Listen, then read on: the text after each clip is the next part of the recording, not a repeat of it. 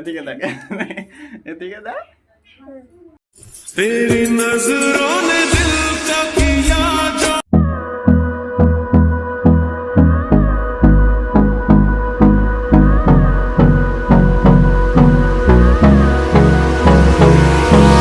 Hold me close till I get up. Time is barely on our side.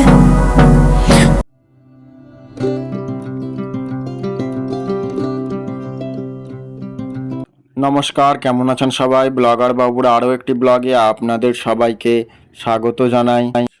সকাল সকাল আমি স্নান সেরে একদম চলে এসেছি, এবার রেডি হয়ে বেরোবো।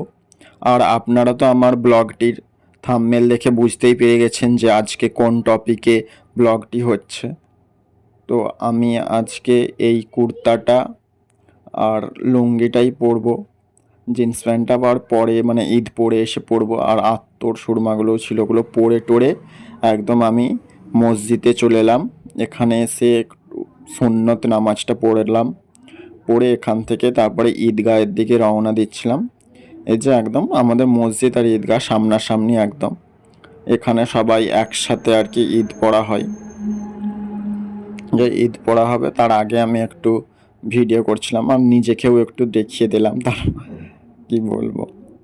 আর এইটা হচ্ছে আমাদের পুরো ঈদগাহ, আর এইটা হচ্ছে গেটটা, মানে এই যে পাড়ার সব দাদারা ভাইরাই গেটগুলো ডেকোরেশন করেছিল, যেখানে সবাই বসছে। আর গরমকাল, রোদ ছিল, আর এই অশ্বত্থ গাছের ছায়াটা মানে সামনের দিকেই একটু পড়েছিল, যারা দূরের দিকে পড়েছিল বসেনি। এই যে ঈদ পড়া হয়ে যেতে সবাই কোলাকুলি করছে আর কি, আর এটা তো করতেই হয়, বছরে একবার ঈদ আসে। এই যে ডেকোরেশনগুলো দেখুন, গেটে আর কি করেছিল, ওই যে পাড়ার দাদা ভাইয়েরাই সবাই করেছে। এদিকে একটা হয়েছিল ঈদগাহের সামনে, আর ওদিকে একটা করেছিল, ওখানটায় বেলুন টেলুন দিয়ে করেছিল, বেশ ভালো লাগছে। তারপরে হঠাৎ দেখি না পুলিশ এসে হাজির হয়ে গেছে। আমি তো মানে কি বলবো যে কি হলো কি হলো, তারপরে দেখি না পুলিশ এসেছে আমাদের যে ইমাম সাহেব আছে তাকে সম্মান জানাতে। তো তাকে ফুলের তোড়া আর মিষ্টি দিয়ে সম্মান জানালেন। আর তারপরে আমি বাড়িতে এসে যে সামাইগুলো মা করে রেখেছিল, ওই সামাইটা খেলাম। তারপরে এতে আমি একটু কাজু আর কিশমিশ দিয়ে একটু মানে দেখতে যাতে ভালো লাগে সেই রকম করে রেখেছিলাম। আর এটা হচ্ছে লাচ্ছা। লাচ্ছাটা আমি দুধ দিয়ে খাই না, সেই জন্য দুধের বদলে গরম জল করেছিলাম আর চিনি দিয়ে আমি খেয়েছিলাম। আর এটা হচ্ছে আমাদের পুচকি সোনা, এটা হচ্ছে আমার দাদার মেয়ে, ওকেও রেডি করে দিয়েছি। মার জোরে জোরে, এদিকে দেখ, এদিকে দেখ।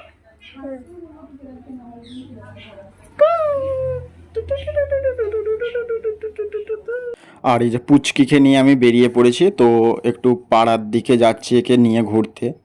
আর এ মানে এই ফার্স্ট টাইম যাচ্ছে ওই পাড়ার দিকে ঘুরতে।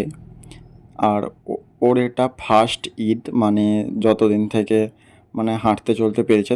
ছোটবেলায় তখন একদম ছোট ছিল, তখন কিছু জানতো না।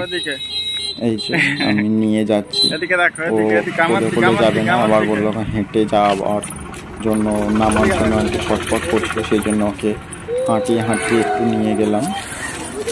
খুব হাসাহাসি করছিল মানে ওকে যদি সবসময় ঘোরাও তো ও খাওয়া দাওয়া ছেড়ে দিয়ে শুধু ঘুরতেই থাকবে। তো আমি একদম চলে এসেছি ভেতরে। এই যে ওকে একটা চিপস কিনে দিয়েছিলাম, আর ও তো আমার দিকে আর ফোনের দিকে দেখছেই না। এদিকে সব বাচ্চারা বেলুন নিয়ে খেলা করছে, তো আর এইসব কোনো দিন দেখেনি, এত বাচ্চা একসাথে খেলছে, এরকম সবাই ঘুরছে।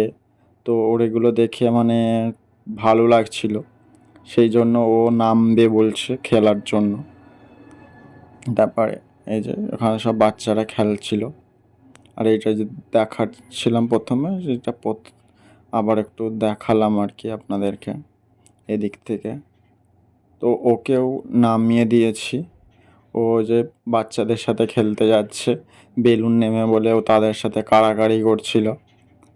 তারপরে আমি ওকে ডাকতে ও আবার সরে চলে আসে, আর ওকে নামিয়ে দিতে তো ও আমাকে চিনতেই পারছে না, মানে ও আমাকে ছেড়ে দিয়ে চলে যাচ্ছে, ও একা একা ঘুরে যাচ্ছে আর খেলছে।